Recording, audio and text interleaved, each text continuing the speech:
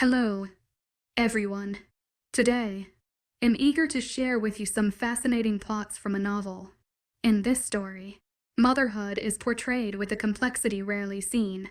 Lunaria Romano, in her letter to Damon, confesses that her deep love for her husband could not withstand his evil deeds, ultimately leading her to take his life.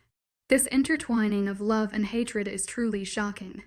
In another scene, Nora's drunken behavior at the party starkly contrasts with her usual dignity, revealing another side of her personality. These contradictions and contrasts form the unique charm of this novel, drawing us in and urging us to read on to discover the stories hidden beneath the text. 43 The Promise.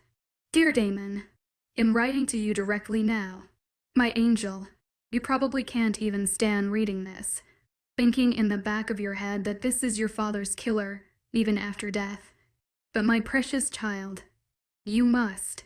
If at any point you think I'm being dishonest or manipulative, know this: you can't stop reading if you wish to uncover the truth. This is your path to understanding. Whatever you've heard about that fateful night, forget it. I will reveal the truth to you. Your father, my mate Rocco, had devised a plan so heinous it chilled me to my core. He intended to kidnap and torture newly orphaned children, no older than you, forcing them to sign a treaty that would bind both packs into one. Among these innocents was a newborn, barely a week old, their lives hanging in the balance of Rocco's ambition. While I cowed and bared to entertain such a monstrous notion, Rocco was eager to put it into action immediately. He had meticulously prepared everything. The moment he would receive that final stamp of approval, he planned to have the children burned alive, just as their parents had been. I swear to you, I'm not fabricating any of this. Not a single idea originated from my mind. I loved him. Angel, don't you dare think for a moment that any of this lessened the love I had for him. I loved Rocco until my last dying breath, and that's precisely why I had to stop him from committing such a terrible mistake, one he would surely regret later. Despite the pain your father inflicted upon me, I still mourned his death after slipping that lethal wolfsbane into his food. He wasn't willing to stop or listen to me. He hadn't in years. I had no other choice. My angel, you were always the gem of my life. I never wanted to leave you. You were all I had left in this world. When I saw the window of opportunity, I couldn't resist seizing it. You were out training with Beta ran on when it happened. I only hoped that by the time you returned, it would all be over. Shortly after writing this, I will consume the same wolfsbane that ended Rocco's life, joining him in the afterlife if there is one. I've never feared death. I've witnessed many of those I loved die before my eyes. I fear more for you, leaving you to shoulder the burden of leading our pack. I know you'll become the alpha the moment word spreads of your father's death. My only advice is to be yourself. Don't follow the path your father was treading. That path is what led to his demise. He sealed his fate the moment he conceived building the most fierce pack anyone had ever envisioned. Don't repeat his mistakes. My child, loving Rocco landed me here, but Damon, my angel, it wouldn't be the same for you. Oh, certainly not. Your mate, whoever she may be, will love you till her last breath. She'll have your back in the dark, even if no one here to stand with you. She won't hold any hatred or grudges. She'll just love you unconditionally. Don't doubt her affection for a second. Just treat as the queen she is, and I promise she'll outshine everyone. Even if you were to do something that would upset that precious soul, apologize, son. No matter how much pain you inflict, repent and make the amends necessary to be forgiven. Just as you used to do when you would accidentally knock over the line of a freshly washed clothes when playing outside, or the time when you decided to install the trampoline inside the house and made that hole up in the parlor room ceiling. You'll thank me later. I just hope this letter gets to you before you find the one, so you treat her as I raised you to be. Goodbye, my angel. May you be the alpha mate that your mother couldn't have. Lunaria Romano, your mom 44. Becoming to truth. Also Nora. I know you might think of me as a low-life, despicable creature with no morals, but just know this: I was the one to carry Leela and to hand her over to the Ongeza. I watched their repulsive eyes when feasting at the sight of my baby sister wailing and squirming in my 3-year-old self's arm. I was to inform them of who she was, the mighty Beta's daughter, so then they could rip her limb by limb, but I resisted. I didn't utter a word about who she was or why she was given. I handed her to the eldest lady in the group and told them if she was to be killed, I'd hunt them all down myself personally and shoot up silver ash dust into their heads by the nose. Never again from that day did I interfere with her life. Well, at least not until the day Damon appointed her as his personal Omega. I knew He didn't ever lay his hands on her, for she was an Omega, but it didn't prevent me from being anxious for her when around the pack. Nora, Caden greeted with wide outstretched arms, taking long, swift strides ready to enfold me just as I stepped through the threshold into the white porcelain tiles. He held the embrace for some time before letting go. The memory of earlier meeting was certainly forgotten, or at least pushed aside. Nora, Hunter acknowledged, coming around from the twirling golden brass staircase. From the underlining of his dress shirt to the clinging button-down vest and tie, he was dressed entirely in black. Suits, from what I knew, weren't a thing for Hunter. For a Delta used to sweats, shorts, and roaming freely shirtless. His brother, Caden, for once, was in a bleached shade of gray and a slightly loose-fitting white undershirt, which appeared very unlike Caden to me. It was as if they were meant to be opposites of one another. The warm yellow glow of the chandelier dark and the boyish expressions of Hunter. Jogging down, he came to beside his brother and inclined his head a second again. As he did, I gestured the recognition with a bob of my head. His lips were pursed tightly. Creases crowned his temple and he looked in no shape to speak. Tiredness strained those dark coffee eyes of his. So, Caden, what is this all for again? I say, trying to get light in the quietness amongst us. To my shock, it was Hunter to give a wheeze. It's his big old 20th today. Gam bastard's been on this earth's surface for 20 years now. I rose in astounded eye while Caden gave a humorless howl of laughter. Appreciated his brother's wicked boldness. I wouldn't blame you for being envious, little brother. I am older to you, and under this roof, I am the one to draw the cards. You might as well be thanking me for keeping the responsibility from falling on you. The razor-sharpness edge in Caden's tone was clearly distinguishable, as well as the tense forming in between them.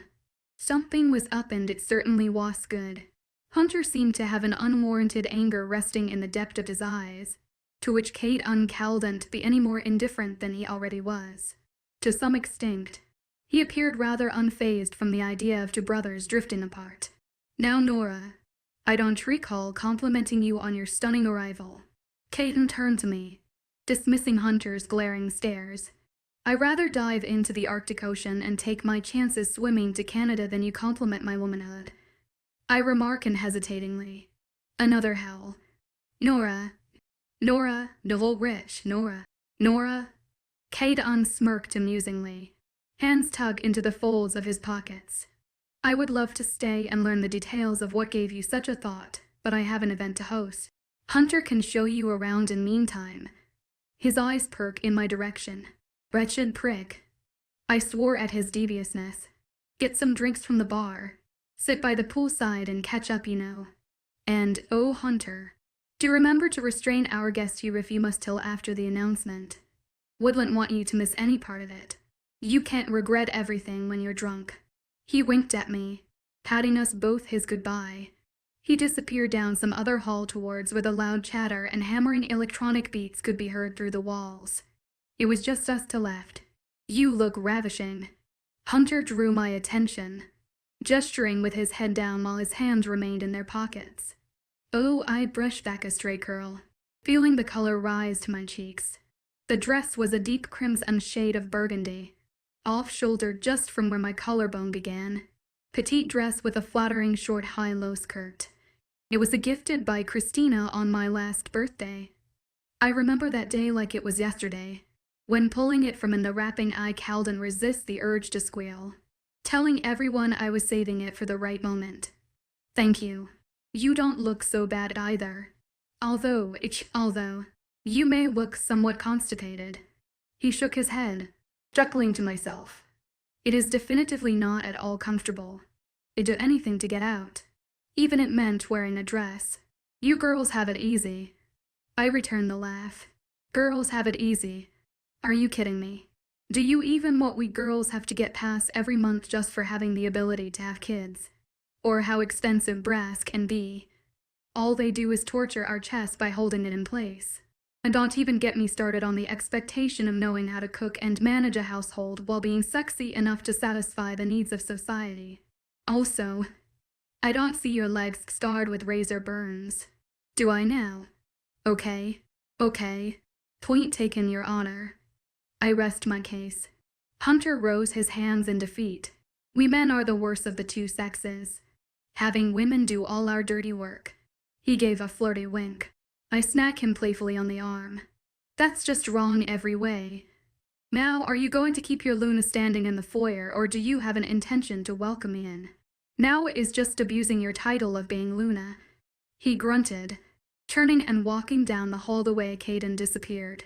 The architect of the place was breathtaking. Everything dazzled from cleanliness. It was as if I had been teleported into ancient Rome rather than a house. Everything was either black, white, or both. Like the stairway, the ground was paved of polished porcelain, with tiles of black and brass lining the hallway from the entrance in patterns. The walls were carved and sharpened to create a hollow dome overhead.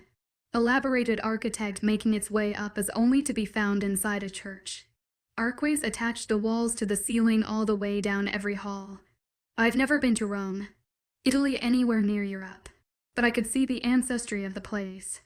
I try not to make my bewilderment unnoticed. Hey, it is called making use of what you're given. Like when distracting men with the peak of your cleave adore a glimpse of a risen-up skirt. Exposing some legs to get work done. Oh wait, you got none. You wouldn't know, I suppose. Or am I wrong? He grumbled some more under breath. I shake my head. You're already a worse host than Caden. He leads me down a narrow hallway to the end where it met into a spacious opening.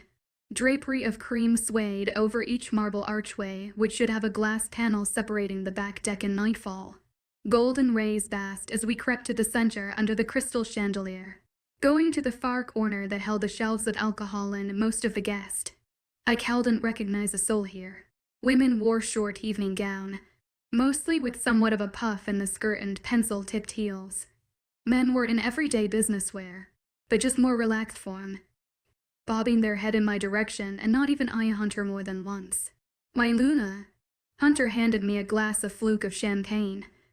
I scrunched my nose from the sparkling taste, putting it down instantly on the granite countertop. Wine, red not white. I hopped onto the bar stool, placing my clutch down. Red not white. My Luna, just as you wanted.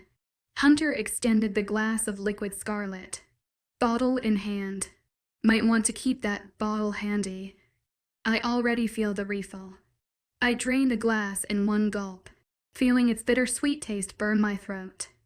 Holding it out, he poured a generous amount. What was Caden saying about some announcement? I asked as Hunter pulled back the bottle, still uncapped. Honestly, I have no clue what's up in that fixed cull of his anymore. You can't really tell when you have an older brother. He laughs warily, drawing around the next bar stool. Say no more here. I got 3 of them, all older. It is like a living nightmare. I shake my head, bring the glass up to my lips, guzzling it down without a breathe. I gently smash the glass to my heavily before putting it before him again. Like Caden says, after about 6 bottles of tequila and factory worth of whiskey, you can never be too drunk. Hunter grins warily, pouring another round into my glass. Amen. I take another sip, a much slower in pace than any other I've taken so far before motioning the glass in his direction. I'd not drink. I couldn't hold back my astonishment from coming in my voice. You can't be serious. He hangs his head in defeat, leaning with his elbow propped against the countertop. That's what everyone says when I tell them. If my brother's a worshipping, selfish, alcoholic bastard, that doesn't instantly make me one to because we share the same blood. My cheeks reddened. I prefer to keep it to myself, but it felt necessary to tell you so you don't create the wrong image of me in your head. I could see why Leela had felt so close to him. Who wouldn't? He was so easy to get along with. So simple, caring, kind, and quirky while yet being a major fanboy with muscles. Yeah, I know. Shocker. Hunter reads. He told me how when he was younger, he was always referred as the Quiet One, and growing up he developed an attachment, a bond to reading in his leisure time when he was training. How he liked the alone time. Lost in somewhere empty. To be honest, I would too if I were born in this dreaded nightmare of a pack. S.E. saw me tootie. S.E. saw me tootie. Ah, Grazy. Kadum walks to under the chandelier at the center of the floor, bringing the attention of every owner's eyes onto his. From what I understood of Leela's basic lessons, he had said excuse me, and then thank you. My Okaro fratello, the hunter, voreci darti idser ala my ofi enko. Per favor. He spoke too rapidly to comprehend a word. I believed he said something about his financials. My dear brother Hunter, I'd like to request you to be by my side for this. Please. Hunter translated via mind, link. June slapping her head in disappointment. He rose questionably, darting glances between me and Caden and heading over ever so slowly.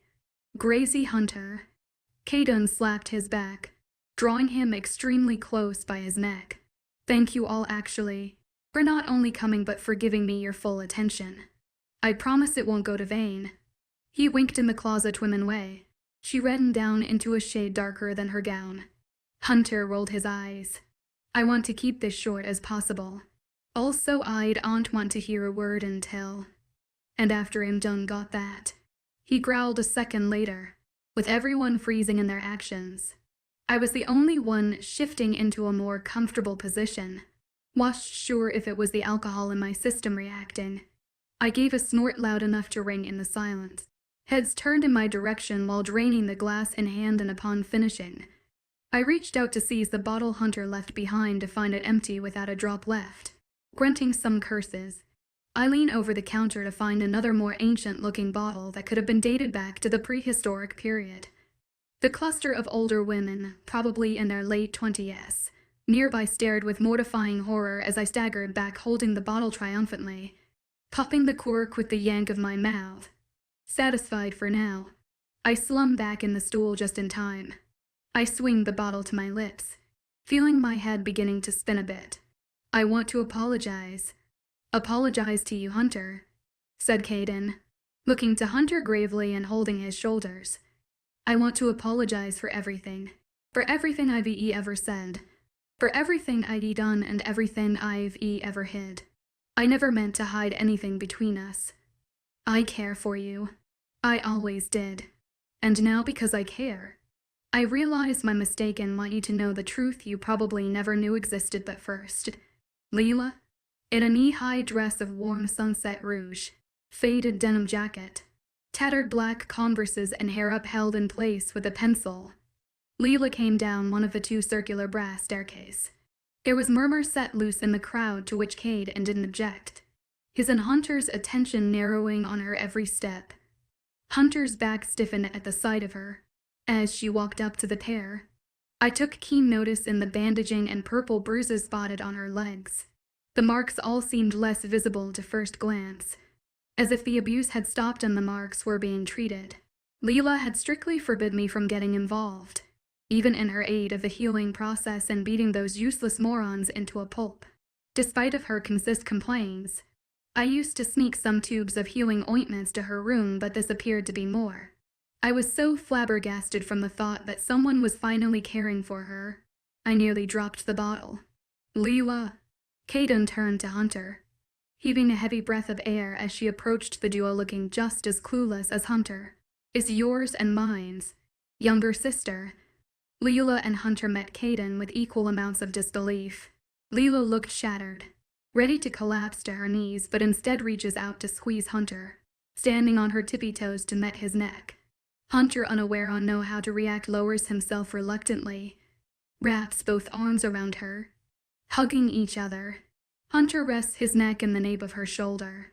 Among the audience, many women gave a loud gasp, some already creating and sharing the gossip hidden behind a hand while holding a hand to their chest. A stunning majority of the men turned to face one another with panic, scrunching the glass in hand and drenching themselves in a mixture of their drink and blood. "Hey June, can you do something about all this chatter? It's rather distracting and just ruining the moment," I said, gulping another mouthful ugh. "Tell me about it." June obliged gladly. No. If they any one of you wretched assholes, and I mean any one of you have any problem or problems, you can either take it to me and have your kidneys torn out and given back in a jar, or you can go quietly fuck yourself in the back alleyway where I won't hear a word about it. Any objections? I inquired in a dangerously low tone. Eyes exchanged glances and a few gave loud gulping noises, all eventually craning their head down in submission, my heels clicking the only audible sound to be heard when walking to the center. Let the party recommence. 45 The heart knows what it wants. Damon's POV. It was a clear, starry night. A fluorescent sphere above basked the land beneath in rays of lights, stars twinkling in the nightlife like a sheet of billion reflecting diamonds. Hair stood on my forearm with the passing of a breeze. Hands furrowed in my trousers pocket, I cocked my head, surveying the experience of Kate and Ness party from afar. The oddly shaped pool was flashing with life, colors changing every other second. Drunk pack members loomed in and out the pool deck, skin more revealed than covered, especially with the girls in their shameful to pieces. Their elegant evening gowns were forgotten in a heap in the corner. Torches were lit, framing the poolside, lawn and porch. Light from inside the house hardly visible with the swaying of the curtains. Laughter and chatter could be easily heard. Voice is easily distinguishable. My ears perked in hope of hearing something above them all. Caden told me he had invited her, though he never confirmed if she came when I mind-linked him. I don't know what I was expecting more, her being here or not. My eyes narrowed onto a dark figure, stumbling and cursing around the side of the pool, most empty. I transfer my weight off my feet and walk out from the darkness onto the lawn. Given the highly intoxicated state of everyone present, I could freely walk through without them sparing a second glance. A few of them, on the more sober side, gave no more than mere sloppy nod before lifting the glass to their greedy mouths. Caden. I approached the figure now as he was sprawled on the ground, legs outstretched before him and a palm on the ground to hold himself up with while his head was drooping to the side. His clear hand held a glass of amber liquid with the most repugnant scent I'd recognize anywhere. It was a unique blend of whiskey, tequila, and 4 of the rarest rums from around the globe. Caden's specialty, as he called it. Caden. I sigh again, his head titled to the other side, peeking a glance up through his dark locks. "Ah, brother. Finally someone I can talk to. Do you want your mouth stapled? Or not?" He huffed, tilting back his head to drink his glass's contents. I roll my eyes, catching Hunter without his coat and only in his suit's dark vest, talking lowly with an arm around Lily reassuringly on the outer staircase going to the top bedrooms.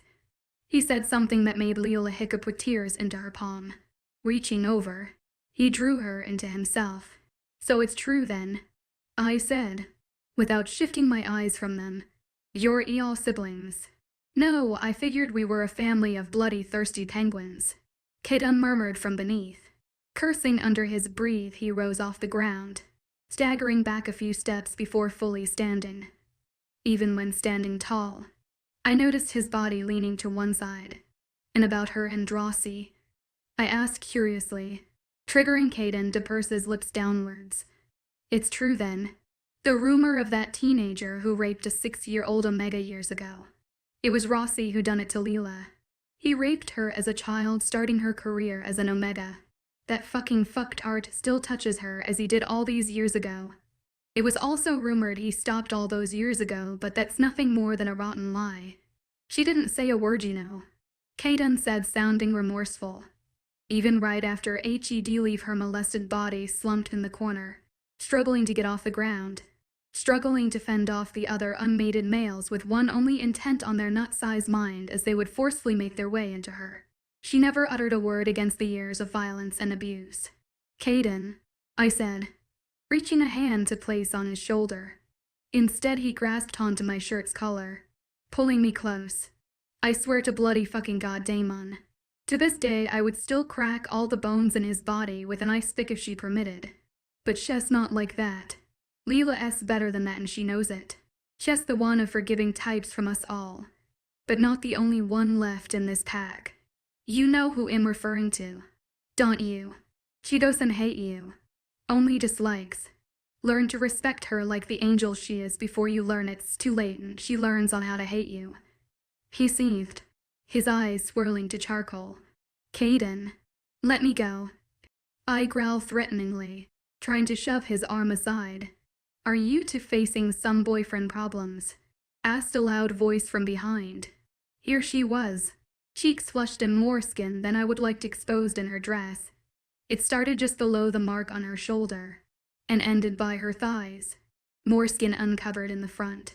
My heart misses a beat from seeing her so happy and full of life, and not teary and red puffy-eyed from crying herself hoarse. My eyes rose questionably at the glass in her hand and its reflective amber-ish liquid.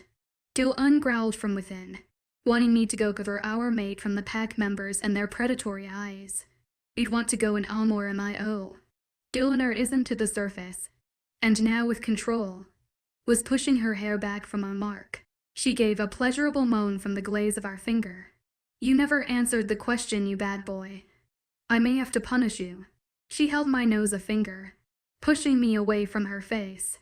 Her eyes were glinting from gold. "Good doggy. Now play dead." I snarled, shaking with fury. Dill purred dreamily, staggering off in the back of my head like a drunk. "Does that one need to be sobered?" "His posture is as good as the Leaning Tower of Pisa," Nora remarked, sweeping aside me to get to him. Her eyes had receded to brown for now. He'd probably not remember what got him by morning. She cracked her neck, wearing a dangerously playful smirk. "Oh no you don't." I latch onto her waist, holding her close, our eyes lock with burning intensity.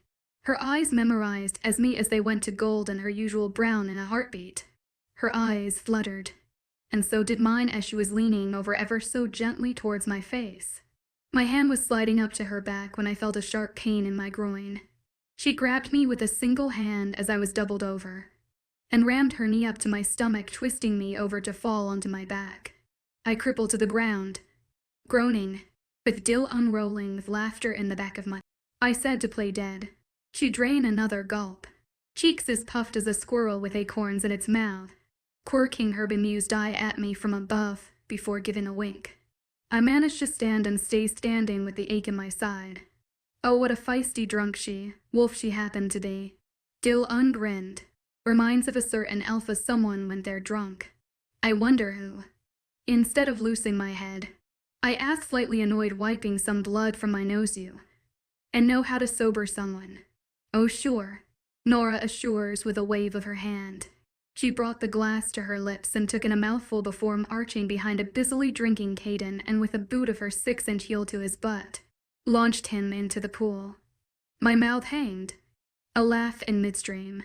Caden sank in face forward, resurfacing after a while. "How do you feel, Caden?" "Like I might need my counselor," shaking his wet hair like a cat in water wearing a tights cowl. Nora erupts into a fit of giggles, the sound so sweet it warmed Dylan's heart, while sipping her glass of amber, striding away barefoot, heels and hands now, giggling to herself. "What in the fucking hell's Amen?" Caden yelled, forcefully snatching my eyes off her. I wasn't aware of the fact that I was staring at her as she left. Caden did, however, but still a scowl nonetheless. "You'll be back," I holler, sprinting up the flight of stairs in the way she used to vanish back inside the house. My ears heighten to the peak, and so does my nose, swatting the curtains away from my vision. It was hard to miss that never-ending trail of glorious roses and Illa. Besides, she was the only lonely person drinking at the bar in far corner, even being on her stool. She kept her feet, with the heels back on, swaying and shoulders shaking to the tempo of the music. Well, What are you freaking waiting for? Don't stalk her. Move your ass, boy. My feet moved on autopilot, taking each step slower and slower to her. Why I followed her in, I don't know. What I did know was that my beating of my heart was profoundly loud and I felt lightheaded and ready to retch. Nora, she looked up, inhaling. My sense short-circuited with the overwhelming stench of alcohol from her. Chest drunk. Yes, and your point being, or would you mind one dance with me? Hell, I just wanted to drag her ass to the closest bedroom and bang her all night long. Nora gawked as from me to the dance floor strangely as if I had spoken out loud about the bedroom. Later I realized she was surveying me head to toe, staring a good length of time at the bulge in my pants before moving upwards once more. I reseated myself from reddening in the cheek. I had grabbed the closet thing in my closet. What I had gotten was a darkly printed dress shirt rolled to my elbow and clinging vest with matching trousers. All black.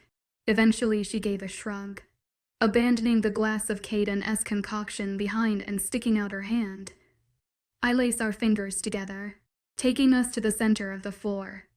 On cue, HME La Culpa by Demi and Luis Fonsi begins playing, cupping her waist as I had imagined only minutes ago.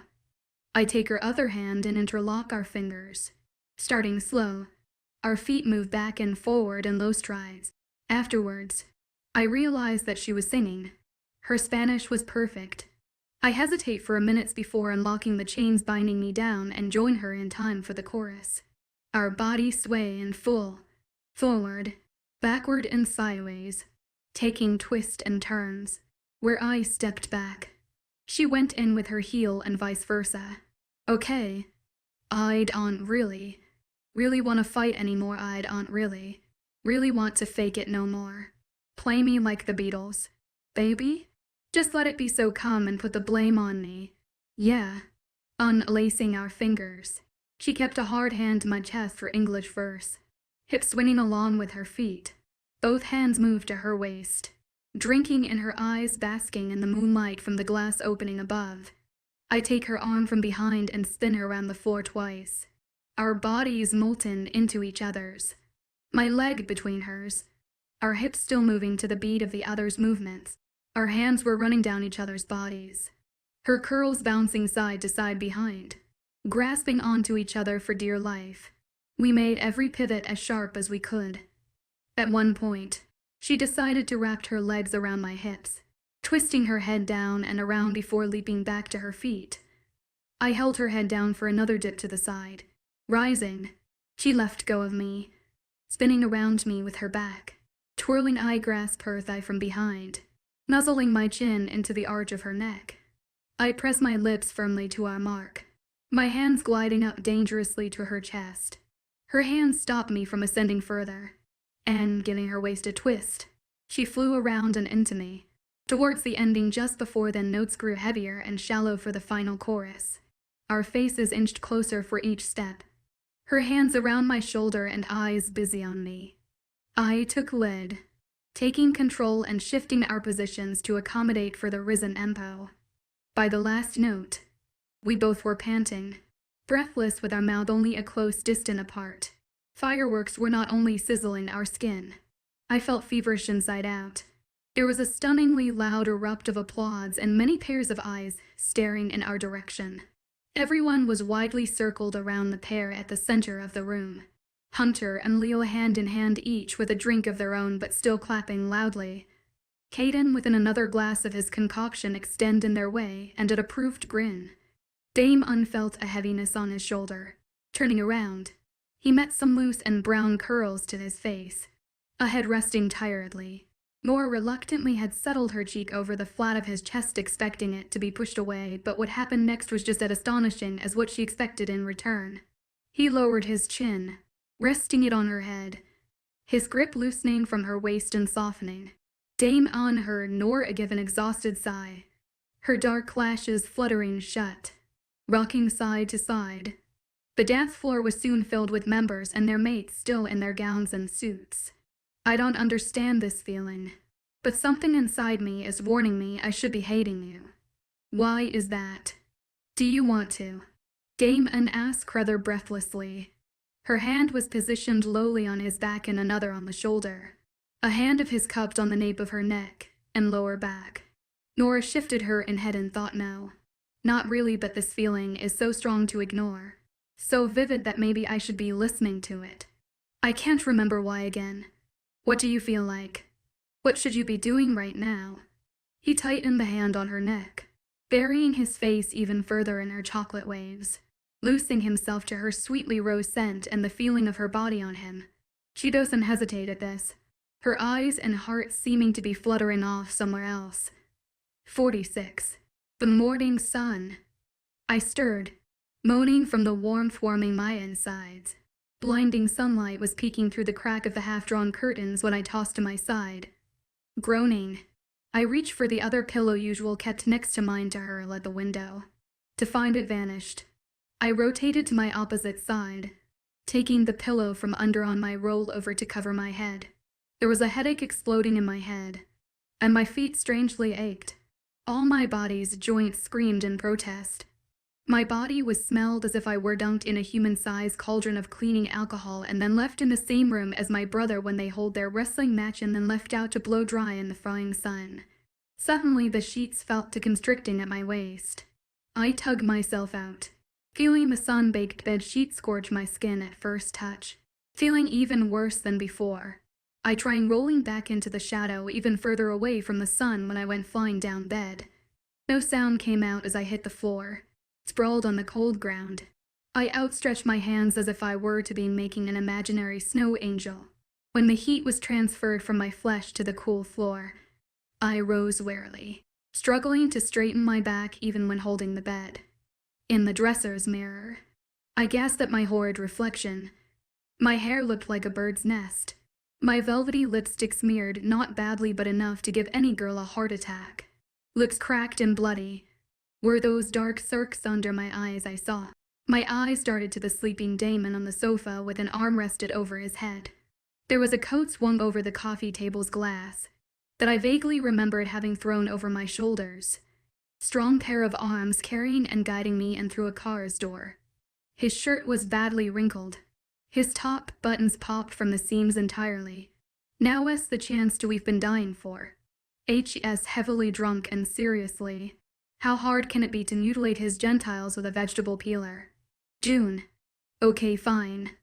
Sorry. She apologized, not sounding one bit remorseful. First the grenade rocket and then the peeling. You're hopeless. I frown. We aren't even going to touch him. Let the wickedly Alpha King rest.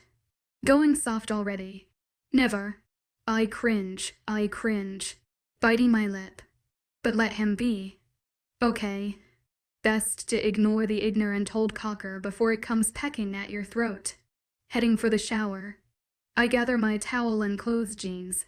Red tank. A loosely knit coffee cardigan and some undergarments. Slipping a final glance to the exhausted Damon on the sofa. I slammed the door to the bathroom, shaking my head. I strip, going for the hot rinse then rose-scented body wash and shampoo. I had just started to lather it on my skin and through my hair when a million baby bubbles began to appear. I took my time in playing with it. Soon after I brushing my teeth and drying my hair. Water was dripping from the ends onto the bathroom floor when I unlatched the door lock. Oh, a hand went to the frame while the other rested on my chest. God damn it. What the hell are you trying to accomplish? Trying to get me killed by scaring me to death, Monsieur Alpha. Dame Anne's eyes' lustrous black flickered with traces of gold. It was like a flick of a light bulb. Here and gone in a flash. He held a hands to both sides of the door's frame, entrapping me in. The sleeves rolled to his elbow, making the blue veins in his forearms and the veins in his end collar bulged with the gulp of his Adam's apple. He was the predator, closing on his prey, and I was this predator's savior. What was Arya on when thinking of such an absurd thought? It never give him the satisfaction of preying me. Not ever after all H.E.S. done. It put a hell of a fight. I dared to stick my chin up to his face, stepping forward even if it meant practically being in his arms. Our chest brushing ever so lightly, expecting to hear a growl, or even an attempt to shove me into the wall. I mentally prepared myself for the worst. having the whole plan of how I get him to fall to his knees ready in my head. Imagine to my disbelief hearing yet another gulp and a short stuttered, "How are you? What does it matter to you? Don't you have some shank already on her way to make your bed with you?" I say coldly, trying not to get my heart to sink from the thought. Swatting a hand of his arm aside, I push myself away from his cage. "I was just wanting to know you're okay, sure. I'm doing just fine. Don't you worry about me for a second. I'm just trying my best to not overreact and to punch your worthless grin toothless. Is that what you wanted to hear because I can go and on about how much it would delight me to do such a thing?" I stopped by the wall next to the dresser, turning back. He appeared to grimace. For a moment he looked conflicted, but it was over soon enough. He stalked up, not saying a word while slowly pushing me back and up against the walk as the night of the games, tightly pursing my lips, the towel from my fingertip fallen and fist curled behind my back. I cocked my head to the side as he brushed my wet hair from my neck with warm agile fingers, almost affectionately. Deceptive. People saw Eamon as a vile monster, coldly heartless and quiet, as raging winter snowstorm. I saw him as a shriveled creature of no self-importance. Like Du Alipa said, "If you're under him, you ain't getting over him." My eyes were snapped away when I heard him take in a heavy sigh of air. Hearing a rattle from his trousers pocket, he pulled out a long silver chain that glistened in the sunlight. Mom's faith. I sucked my breath. That crescent-shaped moon was the last thing I had of my mother. You rules be damned. Seeing it after so long and here of all the times, I couldn't resist the tears from numbing my eyes. Damon undid the chain, taking it around my neck and tying it in the back of my head. My hands had recoiled and both were on the glass pendant surrounded by the silver crescent, chewing my lips. I fought to keep my tears subsided. He breathed heavily against my skin, his mouth only a kissable distance away. The warmth of his breath made me consider how close we actually were. Our chests were pressing softly. My back was slightly arched over the wall. His hands were surrounding me. His finger wound in my drenching bangs, brushing it aside my face and behind my ear. Why would he be so cruel to play with me? His finger left a trail of destruction. A patch of scorching heat I was begging more of. Begging to consume me whole in its flames. "I'm sorry I let you down," he said in his deep huskiness. Damon's eyes were consumed to the gold rings lighting his orbs. He hung his head, pulling away, dropping to grab the fallen owl and heads to the widespread bathroom door. Two phones simultaneously rang, one the sound of a flute harmony from atop the dresser and the other of chimes. Letting go of the breath I don't remember holding in the first place, I swipe and unlock the screen. "Hey Leah, what's up? What in the merciful hell is it fucking now, Caden?" He was halted in front of the door. Damon's back was to me as he spoke with great effort. "Nora, my bitch." There was muffled background sounds of ruffling items. "Whose hole did you crawl up and die? How dare you ignore my demand for attention?" "Leah, I thought I messaged you about my phone getting lost," I said, wincing at the memory of the trip to New York. The club. New Year's night. The club. The alleyway. The orphans of Sister Kath. Since my phone was lost in a wild goose hunt at a club, I had to buy another iPhone. The red iPhone XR and reactivate my number. "Oh, big deal. You're not the only one who loves to be dramatic," she exclaimed, imagining her wave her white file-tipped fingers with a fair amounts of boredom. "We need to catch up. No joke, girl. Movies. Yeah, whenever you say. They'll be here." I catch a glimpse of Damon from the reflection of the dresser. His body was stiffened, no longer slouching but alarmingly alert. His charcoal eyes raked up and found me looking in the face of the mirror. He shuffles his head away. Leah went on and on rambling about some good movies selection. I was zoning her out, drawing my attention to Kate and Ness' frantic lectures about taking some kind of action regarding the burned, dead bodies turning up in the pack. 47 The complications. The air stunk with heat from the overcrowding and popping buttery goodness. The place was packed. People here were with their families' husbands, wives, and some a few with kids. Others, especially the ones in their teens were here with their gang of friends. Some with their boyfriend or girlfriend looped through their arms.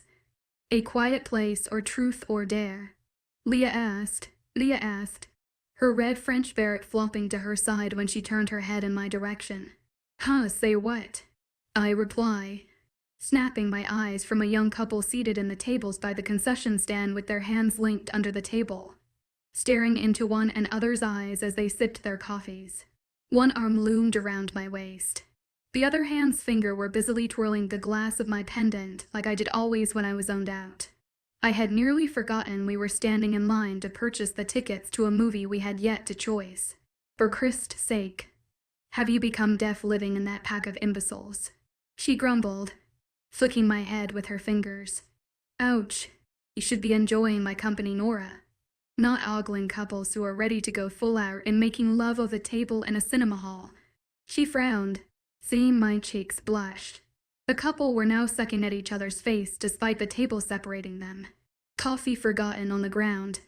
You could visibly see the movement of his mouth, tongue bulging in one another's mouth. No wolf sight needed. Parents covered their children's eyes as they passed. Your sex life can't be that sad. It's beyond complicated. Don't get me started. I sigh, adjusting my bag strap on my shoulder. It was impossible to keep my bag from sliding down from my sweater. It was a medium-sized red knit sweater I wore with spandex tights, leather black skirt to mid-thigh and honey ankle boots. I drove for hours in traffic from the Silver Rose Pack to come here into this forsake and pack to be with you. And you can't share express what's bothering you besides. We stepped closer to the booth.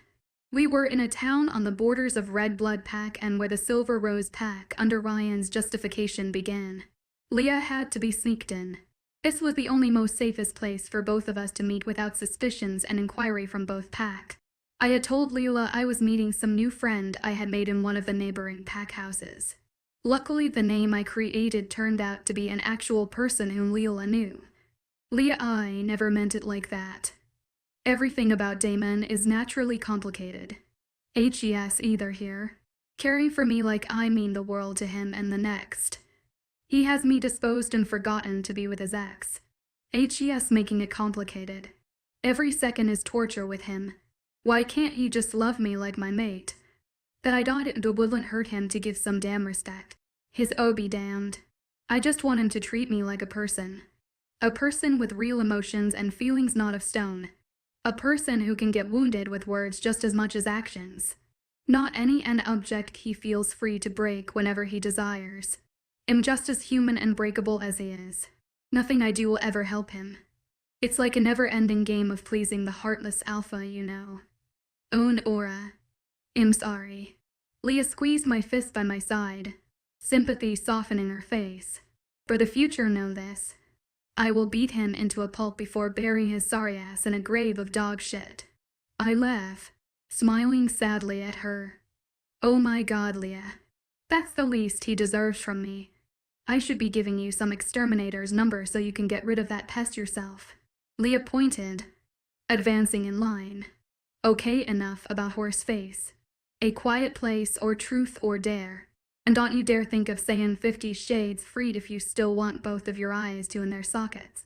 We both share the laugh but was interrupted by the voice at the cashier. My stomach cramped. I slipped a hand to the area and felt it instantly loosen. To tickets for Avengers Infinity War, please. She turned to me questionably and I gave an encouraging smile. Of course, all right, ladies. Your total comes to $17.99 with taxes. Jesus Christ. Establishments like this were made to rob you, I swear. She rumbled through her bag, producing a card after the line had made a good length. The cramp returned in full for stightened my insides. I hiss in pain, turning to catch the queue line post. Come on, Nora. We got ourselves 10 minutes to get the popcorn and to get to our seats. She grabbed my wrist, pulling me to the concession stand. Movement seemed to lower the pain for now, but not by much. Leah went for the super-sized popcorn, extra buttery with a side for bags of whole peanut M&Ms, a large nacho plate, and foundation-sized Pepsi. I passed, feeling suddenly wanting to retch from the scent of food. Leah gave a shrug and paid. I swear that dude back in the cashier was definitely checking you out. Leah slurped her drink, carrying the popcorn and M&Ms towards the screening hall. I held her nacho plate for her, feeling as if the world around was swaying on its axis. The pain hadn't receded this time as we walked down the hall. Did you see him turn to his buddy in the blonde afterwards? He was checking you out just as much. Especially those legs. Man, I'm jealous of you. I wish I had those legs of yours to catch the guy's attention. Leah, the pain tightened and loosened but from the concession stand to here. It was only contracting more by the second. I reached for her wrist with a hand, the nacho plate falling to the ground from the other. Nora, how could you? My nacho, Nora. What's wrong? Holy mother of pricks. You're burning up, Leah exclaimed. She kept her food and drink on the ledge by the window, catching me in time before I fell to my knees. Do you have a fever? No, I replied breathlessly. My body weakened with every throb, making it very painful to stand afoot. My skin felt scorched, sweat drenching my clothes. The cramps in my lower stomach intensified. I groaned, doubling over if it weren't for Leah holding me. Luckily, it was just us two. Not even a person from the staff crew in the halls.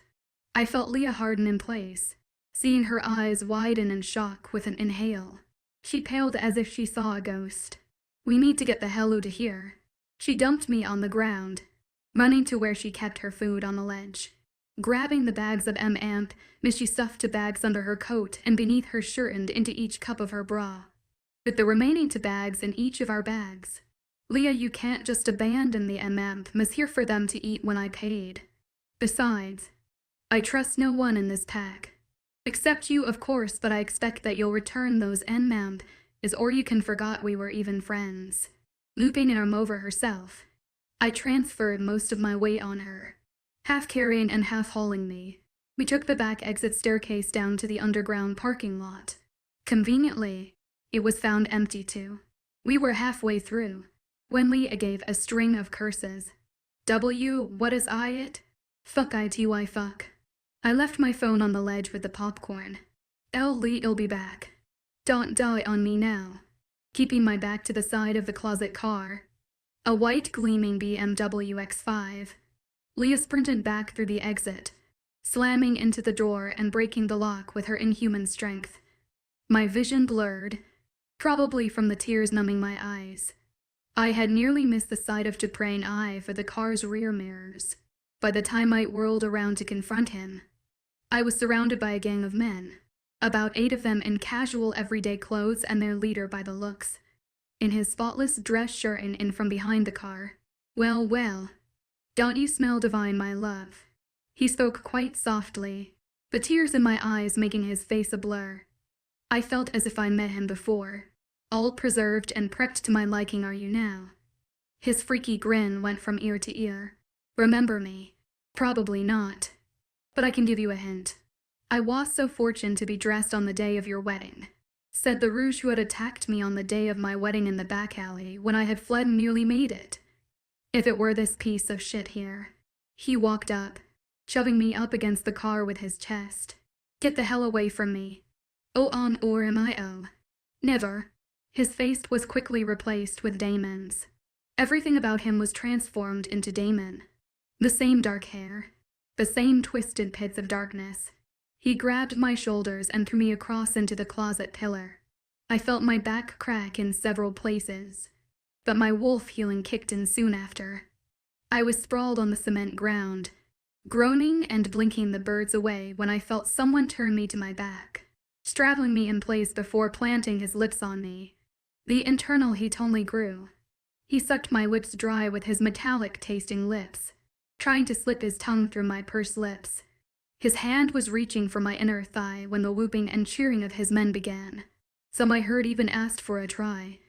I cried and cried, trying to my best to push his away, but the heat within had receded my strength. Even my bond with June was feeling distance. His lips went away, and I felt a sharp sting on my cheek from where his hand struck me. He stood up, reaching for me again and shoving me into the car's side and holding me in place with his body pinning mine. This time he went for the mark. I felt his lips lick the mark, making it sting uncomfortably with the warmth flushing the area. His canines were extended, and I felt the pressure of his palms on my waist. His canines were an alarming distance away when he was yanked away. I collapsed to my knees with the help of Caden guiding me down, panting, sobbing and waving him off. His eyes were a storm, a blend of green accents behind washed gray storm clouds, making them both dark with fury. You shouldn't have done that, James. Now I'll be sure to rip your head painfully slow so you can feel its sting in your grave. The man, James, wheezed. Let's pray you die in the process before getting the opportunity then. The men both lunged for each other, grabbing each other's neck. Caden crashed James into a few cars before thrashing him to the ground and punching him as if he were a punching sack. James's men had vanished to thin air. Nora, Caden couched down beside me, resting a hand to my shoulder. Can you walk? I give a weak and nod, and he takes my arm around his neck, sweating quite profoundly.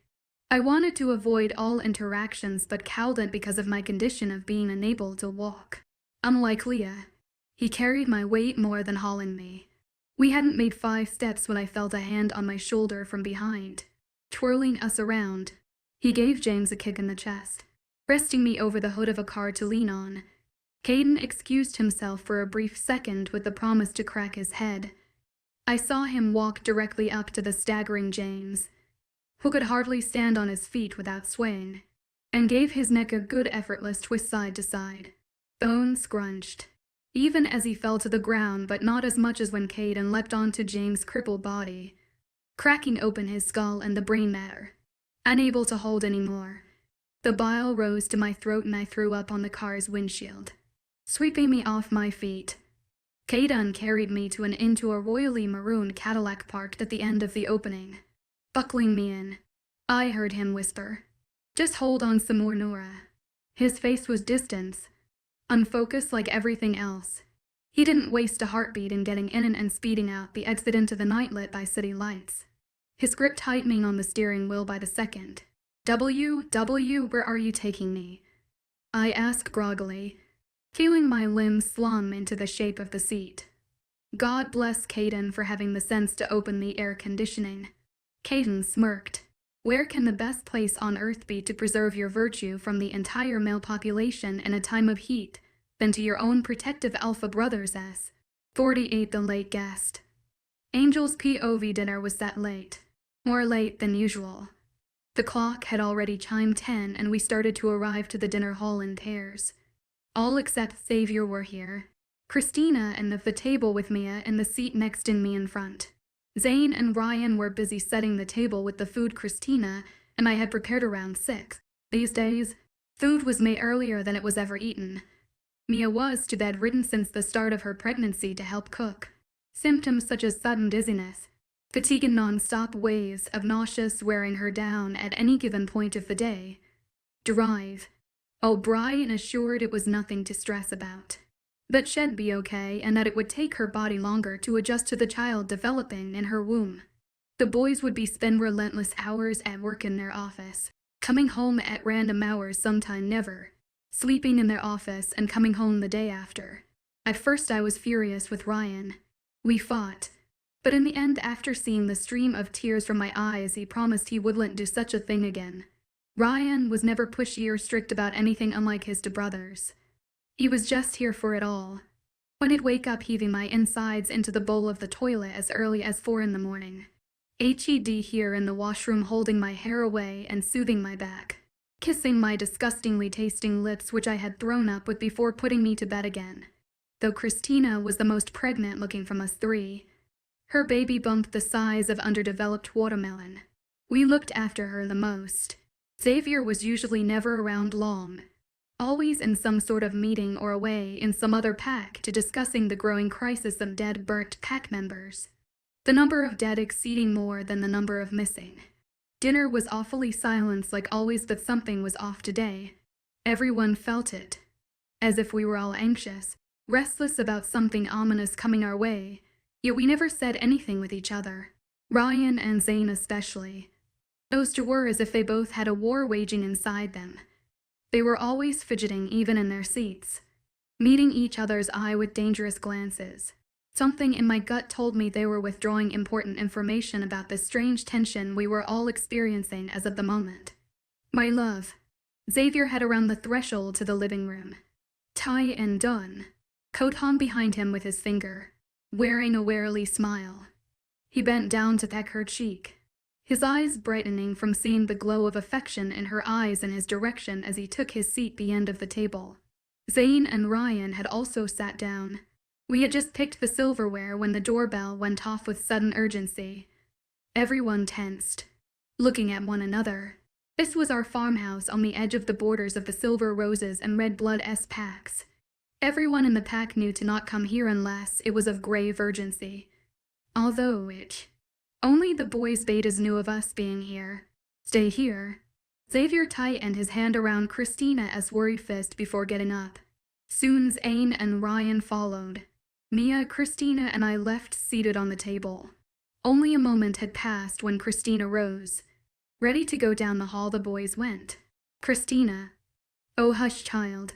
Just because Xavier was the spermed owner doesn't make him the boss of me." Shaking her head, me and Mia followed. I kept a hand locked with her and caused her dizziness decided to make an reappearance. Hand in hand we would allow our way to the front. "Nora. Nora," I exclaimed, sweeping forward from Mia when Ryan caught me by the wrist. He held a firm grip from letting me move forward. Nora was unconsciously mumbling, sweat glistening her head and wetting her long hair back in Damon's beta's arms. She appeared in pain. Her lips morphed into a frown, groaning and tossing restlessly, gasping for every breath she drew. Dane scooped her body out of his arms, Nora clutching hopelessly on her brother's shirt while he was carrying her in through the threshold. Ryan watched helplessly from the side, heaving her scent with great sadness when they passed. I wrapped my fingers with his, letting him pull me close into his embrace. Xavier stood as a marble statue, pale as Nora's burning ash scent was overwhelming the atmosphere. "You need to notify Damon as soon as you can." Caden spoke frantically. "He'll want to know of her condition. How he deserves to know. H is her mate. You know he can help her. Can he really? He has no positive track record from what everyone knew, and they do call him the Heartless Alpha for a reason. Nora has never been very good in lying. Neither has Nora been successful in hiding the sorrow in her tone whenever she'd call. Just this morning she was all right despite the constant heaviness in her voice, speaking and talking and not gasping for air like every breath was her last. You don't need to be here anymore. Thank you for everything you've done, and you may be dismissed. We'll handle Nora from here. Don't worry about her, and there's definitely no need in informing Damon. She'll be fine by tomorrow morning. Firstly, no one dismisses me Alf a brother or not. I do what I feel, and right now I don't feel like leaving, so you're stuck with me, pretty boy. Second, Damon will be told of Nora and her state, so don't order me otherwise, I can't. Last but not least, you know just as me she will be fine by tomorrow, but tomorrow night shall be forced to endure it all again, and again until Damon puts a stop to it. Caden said coldly. Well, think of something for tomorrow. Xavier snarled at him. Just in freaking heat, Xavier, if you haven't smelled with that fat nose of yours. This isn't a flu that will go away in a few hours. Shess hurting. Christine roared from beside him. I said, well, think of something. Hell just hurt her more like every other time he has. Be rational, Christina. He pulls on her wrist painfully. You know hell hurt Nora more. She'll be more devastated knowing you supported this beta of his than if he was here himself with her in this state of hers sharing the same forsaken bed. This isn't about your sister's damn virginity or her being the next Verge and marry Alpha Xavier. Caden exclaimed angrily. This is heat we are talking about. Here are cases of whim and eyeing from complications of heat, and also because of her mates leaving the mating process incomplete for far too long. Nora is not hurting right now. Just suffering hell in her own body and shall continue to suffer until Damon satisfies the heat of hers, which is something Damon can only do. The moon goddess has nothing to do with this anymore. She forged this hell of a bond between those two, but it's their choice to complete it or not. Xavier said as a matter of fact. What type of brother are you? Jess basically on her deathbed and you're handing her over to the Grim Reaper just to preserve her virtue. Caden accused. Xavier growled, shooting ahead and grabbing his neck in his hand, shoving him up the wall so hard that the glass chandelier above rattled. Oh, angels above Xavier. Christ inside rubbing her belly, shaking her head at her mate choking Caden. She moved to just beside him again, placing a hand to his back. As much as I hate your pathetic ass. You're right, Caden. You know it's Xavier he is.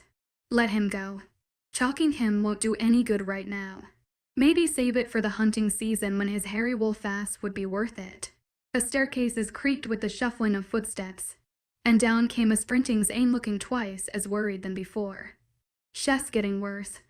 I can't describe it, but it's becoming worse for her. Chest as hot as a burning flame and murmuring for Dame and under her breath. I coil my finger with Ryan's. Whatever is going to happen, whatever decision you all are going to make it quick. I fear Nora won't be able to bear it for long. He turns the gesture by tightening his grip. Go to her. Please. Xavier staggered back, unhanding Caden. You come too. Shed want you here. I move away from Ryan, giving a weak, encouraging smile before turning to motion Christina and Mia to follow. The girls, Ryan and Xavier hesitantly, and I, all made our way out the staircase, abandoning the Caden downstairs. With every ascending step upward, the stench of something burning was worsening. It was like inhaling visible smoke fumes, and with wolf scent it made it a ton times worse. Just reaching the door was a struggle. At times Ryan freezing behind, and me having to stay close to him and nudge him from ahead with a jam of my elbow to the ribs. Then HED began walking again. This occurred about 4 times before we had reached the bedroom in which Zane had rested her. The door was parted from the frame, a small gap opening. I push open the door wider, slowly, and was immediately struck with the stench of desperation. Nora was on the bed, her boots removed, velvety maroon sweater hitched up with her midriff partially showing, toes on the pillow and head the opposite side with a hand hanging off the bed frame in our direction. Stepping closer, I could make out the beads of sweat drenching her hairline. Her reddened raw lips from over, biting, murmuring lowly. Her chest increasing with every gulp of air and the soft tossing of her head side as if she were condemned in a nightmare. I go the side of her bed with her face showing. Her eyes shut, yet I could see the sharp intake of every breath on her face. Her face was scrunched in pain, resting a hand on her head stroking her wet hair back. She pulls away with a loud groan. Angel, Mia said, extending a hand towel. I take the cloth, slowly peeping away at the moisture building up on her temple. Nora grimaced, turning around till her head was rested back on the bed, crying out for it to stop. Make it stop, please, she pleads, pulling at the bed sheets with her fist. They'll do anything. I promise. Just make it stop. Dame on Nora, squeezing her eyes tighter than before. She grasped at the sheets even more as her back arched in pain. Call him. Okay.